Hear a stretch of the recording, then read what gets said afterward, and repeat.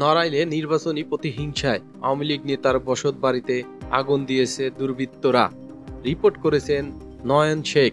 নড়াইল সদর উপজেলা ৩ নং চণ্ডীবরপুর ইউনিয়নের গোয়ালবাধান গ্রামের মৃত সৈয়দ আজিজুর রহমানের ছেলে নড়াইল জেলা আওয়ামী লীগের প্রচার ও প্রকাশনা সম্পাদক সৈয়দ শামিউল হাসান শরফুর বসতবাড়িতে নির্বাচনী প্রতিহিংসায় পরায়ণ হয়ে দুটি বাড়িতে আগুন দিয়েছে দুর্বৃত্তরা।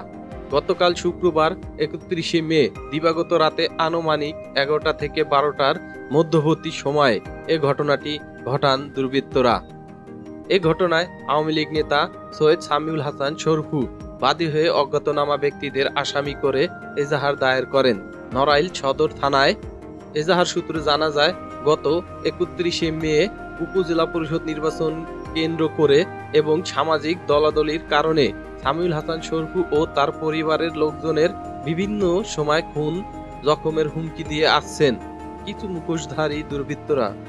এরই কারণে পূর্ব শত্রুতার জের ধরে পরিবারের সকল সদস্যের প্রাণ শেষ করে দেওয়ার উদ্দেশ্যে পরিকল্পিতভাবে গত ৩১ মে দিবাগত রাতে আনুমানিক ১১টার সময় ডিজেল ব্যবহার করে দুর্বৃত্তরা তার বসত বাড়ির দুটি ঘরে আগুন দিয়ে পালিয়ে যায়। পরবর্তীতে তাদের ডাক চিৎকারে স্থানীয় লোকজন এসে আগুন নিয়ন্ত্রণের চেষ্টা করে। এক পর্যায়ে তারা ব্যর্থ হয়ে গেলে নড়াইল সদর থেকে ফায়ার সার্ভিসের একটি ইউনিট এসে আগুনটি পুরোপুরি নিয়ন্ত্রণে আনে। মূলত সদর উপজেলা নির্বাচনে ঘোড়া মার্কায় প্রচারণায় কাজ করায় প্রতিদ্বন্দ্বী প্রার্থী আনারস মার্কার সমর্থককারী লোকজন এমনটা করেছে বলে ধারণা করেন সৈয়দ শামিউল হাসান শরফু। এ বিষয়ে আওয়ামী লীগ নেতার পরিবারের সদস্যরা বলেন, আমি নড়াইল জেলা আওয়ামী লীগের প্রচার প্রকাশনা বিষয়ক সম্পাদকের পদে দায়িত্ব পালন করছি। সদ্য ২১ মে নড়াইল সদর উপজেলা নির্বাচন অনুষ্ঠিত হয়। এই নির্বাচনে আমি তোফান মাহমুদ তোফানের ঘোড়া প্রতীকের পক্ষে নির্বাচনে অংশগ্রহণ করি। আমার এই ইউনিয়নে বারবার নির্বাচিত চেয়ারম্যান মোহাম্মদ আজিজুর রহমানের আনারস প্রতীকের বিপক্ষে কাজ করায়। নির্বাচনের পরবর্তীতে চালিততলা বাজারে আমার একটি শিক্ষা প্রতিষ্ঠান আছে, যেখানে কোমলমতি শিশুদের পাঠদান এবং হাতেখড়ি দিয়ে প্রশিক্ষণ লেখাপড়া করানো হয়। প্রতিষ্ঠানটির নাম হচ্ছে সম্মেলনী প্রি ক্যাডেট স্কুল। এই প্রতিষ্ঠান নিজ উদ্যোগে করা জায়গা কিনে এবং সেখানে নির্বাচনের পরে আগুন ধরিয়ে দাহ্য পদার্থ ব্যবহার করে টিনে বেড়ায় আগুন ধরিয়ে দেওয়ার পরিকল্পনা করেছে বিপক্ষ আজিজুর রহমান ভূঁইয়ার সমর্থক গোষ্ঠী বলে আমি মনে করি। এর পরবর্তীতে এর জের ধরে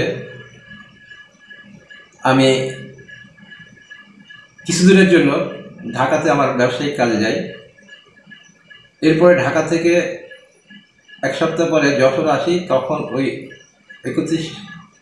৩১ মে দিবাগত রাত ১২টা ১০-এ সৈয়দ আশরাফুজ্জামান টিটো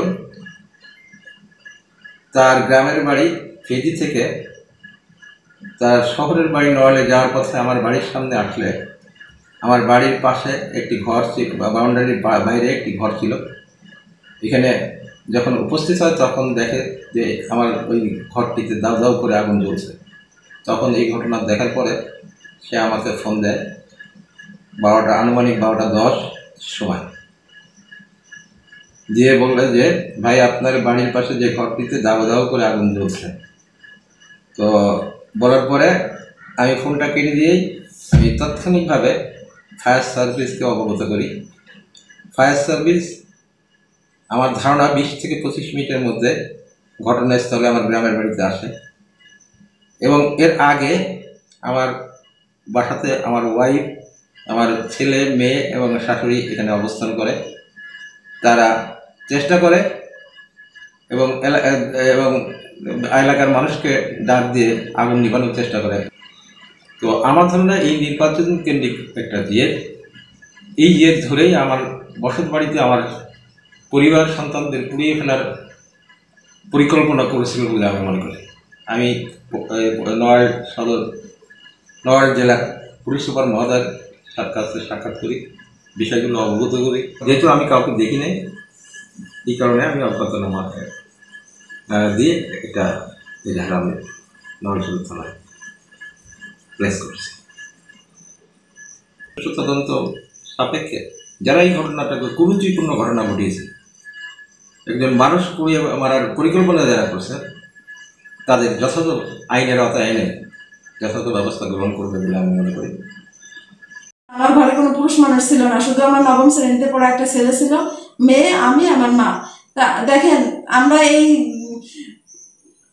ওই রাত্রে 31শে মে আমার বাড়ি যে কাজটা হয়েছে, আমরা পুরাটাই একদম মানে পুড়ে হয়ে যেতাম যদি আমার ঘুমটা যদি না ভাঙতো। ওই আমার টিটো কিন্তু আমার সরাসরি ছাত্র, ও যদি আমাকে ও প্রথমে ডাকাডাকি করে না জানাতে পেরে আমার গেট নাকি পরে জানতে পারি যে আমার গেট অনেক করেছে, ধাক্কাধাক্কি করেছে, তারপরে বার হয়েছে, তারপরে আমরা হঠাৎ করে তারপরে যাচ্ছি। আসলে বিল্ডিংয়ের মধ্যে থাকলে তো বাইরের অতটা শব্দ পাওয়া যায় না।